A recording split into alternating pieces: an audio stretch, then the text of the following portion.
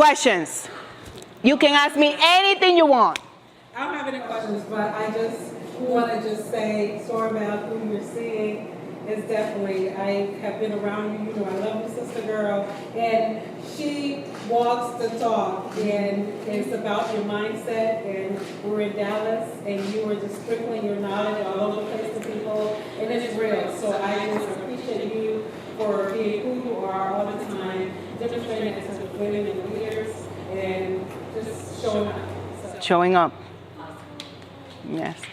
I have to say that I met Soribel at the last meeting that we had when Sandra was here. And she sat across the table from me, and we had conversation, and she told me about her trips and her things. And that day I came. I had just turned 73. Business was terrible. I was going to quit. I said, I'm too old. It's over. 40 years, I'm done. And somehow I sat with her, and that energy just started to build, and she gave me a copy of her book, and I took it home, and it lit a fire in me, and I made some changes. I moved my office. I went into a space where there were young people and lots of people and companies I could work with, and just that one connection. So you have no idea how your power touches someone like myself, and it just changed so much in my life so quickly. I can't even thank you enough. You're very welcome. You're very welcome. Can you imagine if when the doctor called me and said, Soribel, you have two brain aneurysms, we have to go for surgery, if we're giving up? That's the reason why God kept me here. Well, besides my son, like these are the story, these are the reasons why God gave me the second opportunity. That's the reason why I'm writing the books and showing other people how to do it for themselves. It's not always easy, but I can tell you something, I know how to bounce back from adversity. Because there's no way that I'm going to let adversity be bigger than my purpose, my vision, and my mission. Any other questions? Well, I didn't have a question. I just have a statement. This is my first time meeting you. I know of you through like a circle of like other therapists, but I'm so inspired by your story. I identify with it as a Dominican too. I'm first generation born here, but everything that you said, like your courage is so necessary, because as a minority entrepreneur, I don't see a lot of me in this community of like entrepreneur women, or even this group. It's so amazing. You know? So it's just really good to be in such an amazing energy of empowerment. But your story personally for me resonates because, you know, I had a lot of struggles just to get to this group owner level, and like, you know, there's like not a lot of you know, Latinas in this arena. And I just value everything that you stated tonight. Thank you very much. You're welcome. And you know what? The truth is that, I don't know if you read in my book, I said every woman is a hero.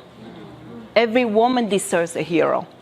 But when you don't have one, you have to become your own hero. And I had to learn myself how to do business, how to do the things that I wanted to do, because I never had anyone showing me how to do it.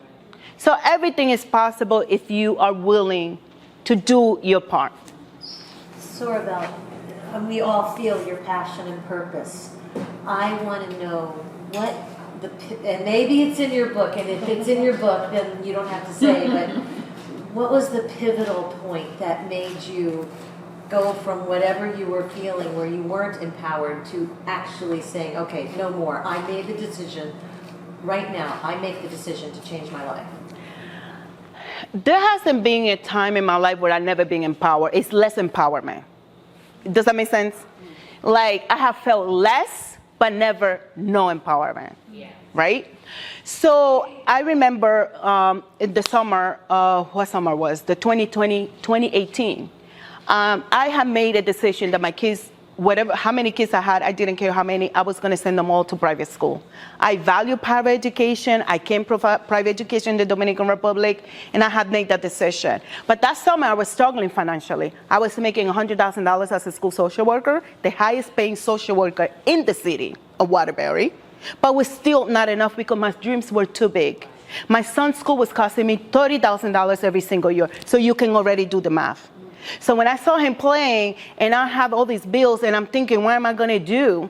And I don't have anybody to turn to. I said, I'm going to go get my license, and I'm going to open my business. And that's it. I went. I spent 5 weeks studying for the exam. I went and took it, finished it less than an hour. In October, I already gave my resignation for my job. Because I couldn't not show my son how it gets done. Because if I didn't have a hero to show me, I have to become his hero. Because the last thing I want my son to do is that he's thinking that JC or this person, the other person, is that how it gets done. I want him to see firsthand how it gets done. And allow his mom to be that person to do that for him. That was the moment. Thank you so much. Oh, you're welcome, of course. This is for you. Aw, thank you. I love gifts. I know you don't. Thank you. Thank you, Soribel. We appreciate you. Nothing, anything else?